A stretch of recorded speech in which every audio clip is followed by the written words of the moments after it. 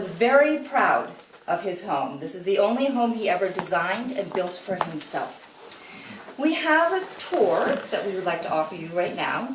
This is a program that we've been doing for about 13 years. Pretty sure it's 13 years. And we do it for local school children. Generally, we target 4th and 5th graders. They come and take a short tour of the house. They see a performance of the Just Those Stories told in the same room where Mr. Kipling wrote them for his children. We do this once a year, so we've just spent the last 3 days entertaining about 300 school children. So if we look a little haggard, another cup of coffee, we're going to be great. So if you would like to come on the guided tour, we're going to start in the kitchen. You don't have to come if you don't want to, but please join back in. Oh, there's still one room in here we got to open in. Whoops, I'm sorry. That's all right. Oh, candles. Mrs. Kipling was very protective of her husband's privacy. Anyone who wanted to see Mr. Kipling had to get through Mrs. Kipling first. Apparently that was not easy. And so she was sometimes referred to as the Dragon Lady, and this room was sometimes referred to as the Dragon's Chamber. Now this is a lithograph of Mr. Kipling, done while he lived here at Nalaka. He is, again, all of 28 years old, the most famous author in the world. It was done with his cousin Philip Burns Jones, who was a very famous portrait artist. And the original of this hangs in the National Portrait Gallery in London, England. And Mrs. Vogt has actually had the opportunity to see it. Yes. I haven't been there for recent years, but I don't think they changed things in that gallery very much. That portrait hangs in the gallery amidst kings and queens and clergy people, most of them garbed in rather sensational clothing. And there's Mr. Kipling in his rumpled jacket, very rumpled. The pocket is kind of turned in, you notice. Looking out at the window, you'll see him in there. And I always tell the children, look at the desk. Do you see a computer? There were typewriters.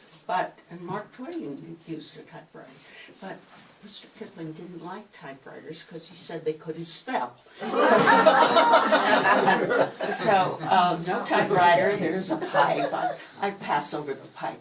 Finally, I'll get a child to say, what's that little globe on the desk? It's a globe. If any of you could find a globe like that, and give it to this house, I personally, really, imagine. So I say to the children, where was he born? And they know he was born in India. He wrote about Africa. He wrote about countries all over the world, sitting up here in Dummerston, Vermont. The globe was what kept him centered. This is a picture of Mr. Kipling picking up his mail. This is on Main Street in Brattleboro. He had to bring the sleigh to pick up all those bundles filled with fan mail, basically. He was so famous that it generated a lot of fan mail. He actually got so much mail that he convinced the U.S. Post Office to give him his very own post office, which was located at the bottom of Black Mountain Road where Radio Shack is today. That used to be the Waite family farm, and one of the rooms in the farm was dedicated just to Mr. Kipling and his mail. Now, once a month, Mr. Kipling would sit down at his desk and he would pay all of his bills. He would pay for the coal and the servants and the groceries, and very quickly he discovered that not one single check was being cashed. And this went on for a long time. And the reason why is because his autograph was worth more than the checks that he was writing. Now, wouldn't we like to have that problem? So Mrs. Kipling ended up taking over the finances of the family, which of course was very unusual in 1892. It was not generally the woman in the family who took care of the family finances, but she was very capable and very good. Eventually, Mrs. Kipling came up with the bright idea that she would sell Mr. Kipling's autograph.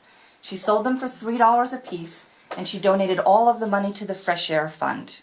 Is everyone in this room familiar with the Fresh Air Fund? He takes children from the inner city out to the country for a couple weeks a year. They get to enjoy all the things that are not a big deal to us. Swimming in a river or a lake, sitting on a bonfire, hiking, camping, canoeing.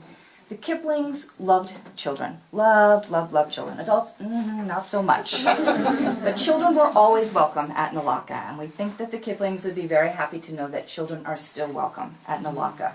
And we're going to have a chance to ask Mr. Kipling about that because he has come back. He's in his study right now working on a new manuscript. So the next room we're going to go into is Mr. Kipling.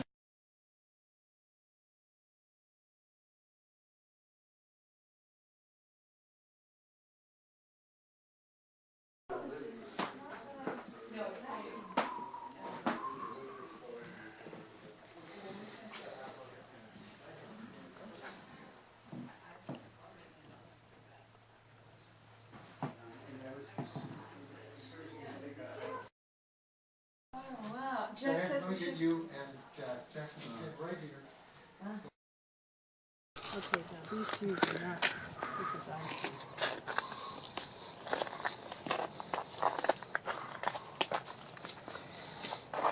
Oh, I'm not walking through there, not with these shoes. Muddy. So this is the tennis court, and you can't see it from here, but there's a little plaque down there that says Michelle Imler once played here.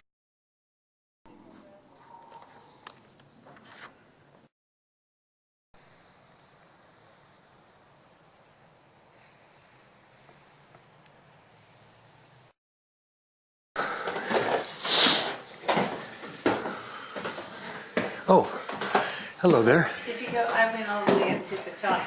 We have a game room Oh, I'm game. at the very top.